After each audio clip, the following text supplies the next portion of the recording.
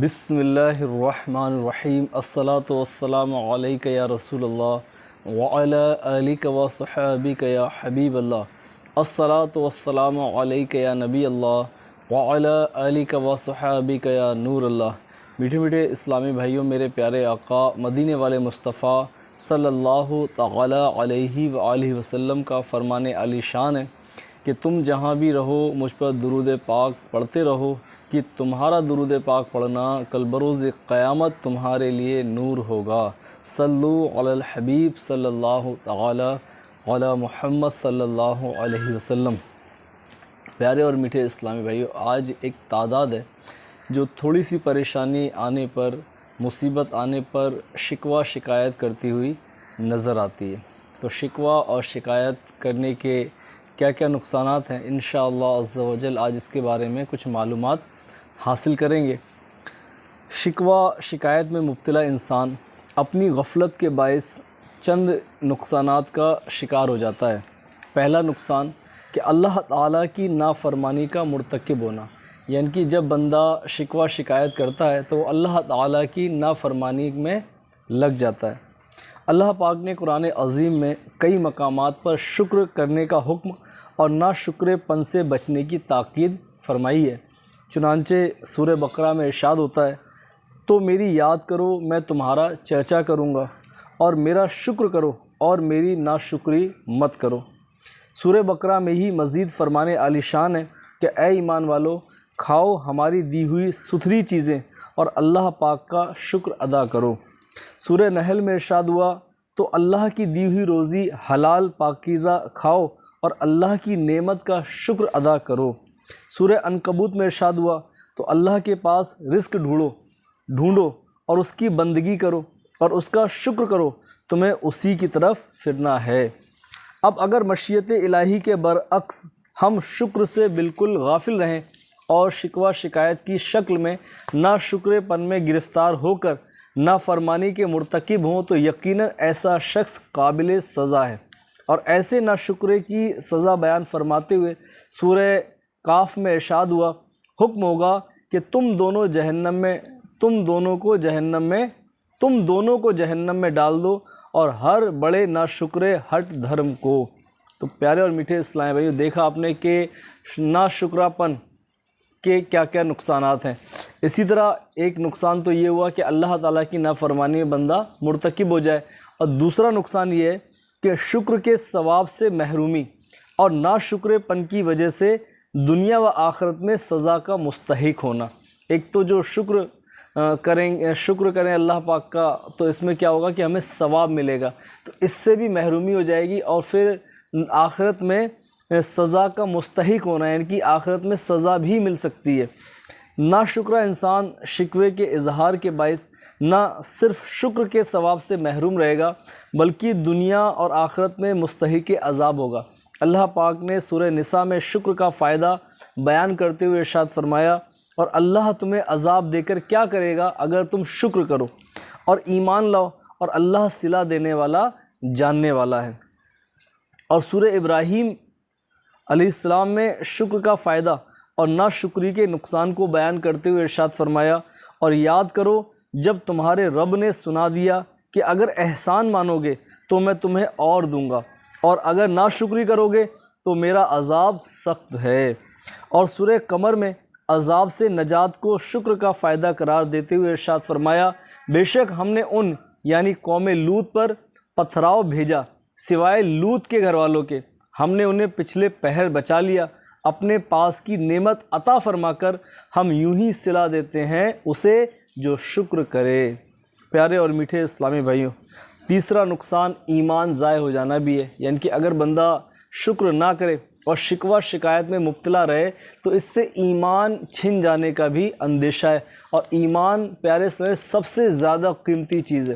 لیکن آج لوگ اپنے نوٹوں کی تو حفاظت کرتے ہیں، اپنی مہنگی چیزوں کی تو حفاظت کرتے ہیں، لیکن ایمان چھن جاتا ہے اس کی ان کو بالکل بھی پرواہ نہیں ہوتی، ایمان ضائع ہونے کا انہیں بالکل بھی خوف نہیں ہوتا، اور یہ سب سے بڑا نقصان ہے۔ جب انسان انجام کی پرواہ کیے بغیر اللہ پاک کی بارگاہ میں شکوہ کرنے پر دلیر و جرأت مند ہو جاتا ہے تو موقع غنیمت جان کر شیطان اسے ایسے کلمات ادا کرنے کی ترغیب دیتا ہے کہ جن کے باعث انسان دائرہ اسلام سے خارج ہو جاتا ہے۔ اگر شادی شدہ تھا تو نکاح بھی ٹوٹ جاتا ہے۔ اب اگر کسی طرح توبہ کی توفیق مل گئی اور معلومات حاصل کرنے کی برکت سے تجدید نکاح کر لیا تو یہ اللہ پاک کا بڑا فضل و کرم ہے۔ اور اگر توبہ کا موقع نہ ملا، نہ ہی علم دین کی کمی کے باعث دارِ اسلام سے خروج اور فساد نکاح پر اطلاع ہوئی تو غور کیجئے کہ یہ شخص ہلاکت کے کتنے گہرے گڑھے میں گر چکا ہے اور اسے ان چند بے پرواہی سے ادا کیے ہوئے کلمات کا کتنا بڑا خامیازہ بھگتنا پڑے گا۔ اگر ایمان پہ خاتمہ نہ ہوا تو پیارے اسلام بھائیو ذرا غور کیجئے کہ پھر ہمارا بنے گا کیا؟ اللہ تعالیٰ نے اگر ہمیں جہنم کے اندر ڈال دیا تو پھر ہم کریں گے کیا؟ تو ایمان کی ہمیں فکر ہونی چاہیے، اور چند کلمات بندہ ایسے بول دیتا ہے، شکوہ شکایت کرتا ہے اور ایسے چند کلمات بول دیتا ہے جس سے اس کا ایمان ضائع ہو جاتا ہے۔ بعض اوقات حالات سے تنگ شخص غیر مسلموں کے پاس نعمتیں دیکھ کر، فراوانی دیکھ کر یوں کہتا ہوا نظر آتا ہے، ہم مسلمانوں سے تو اچھا یہ غیر ہے۔ اب اس نے غیروں کا نام لیا، دوسروں کا نام لیا، انگریز اچھے ہیں، ہے نا، غیر مسلم اچھے ہیں، میں بھی انگریز ہوتا یا میں بھی غیر مسلم ہوتا تو کم از کم ان مصیبتوں سے نجات تو مل جاتی۔ اس قسم کے لوگوں کو یہ مسئلہ خوب اچھی طرح یاد رکھنا چاہیے کہ جو شخص ایمان پر راضی نہیں یا کفر پر راضی ہے تو وہ کافر ہے۔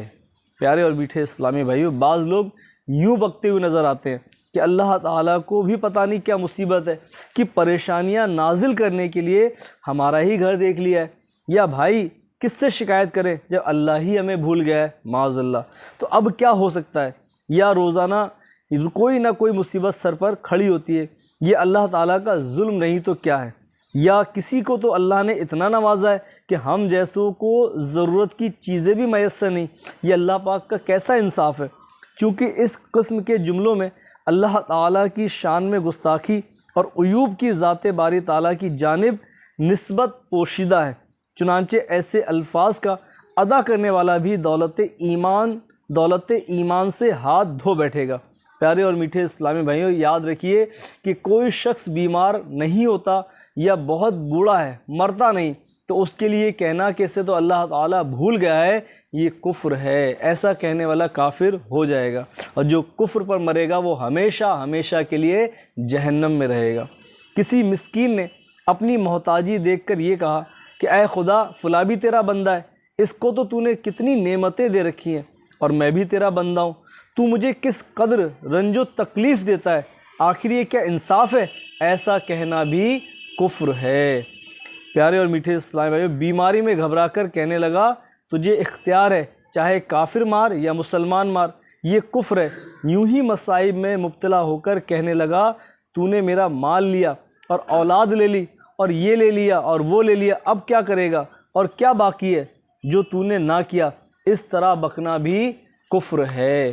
پیارے اور میٹھے اسلامی، اگر کفر پر خاتمہ ہوا، معاذ اللہ شکوہ شکایت کی بنا پر کفر میں اگر مبتلا ہو گئے اور ایمان اگر چھن گیا اور ایمان چھننے کے بعد میں پھر غور کریں کہ ہمارے پاس بچے گا کیا؟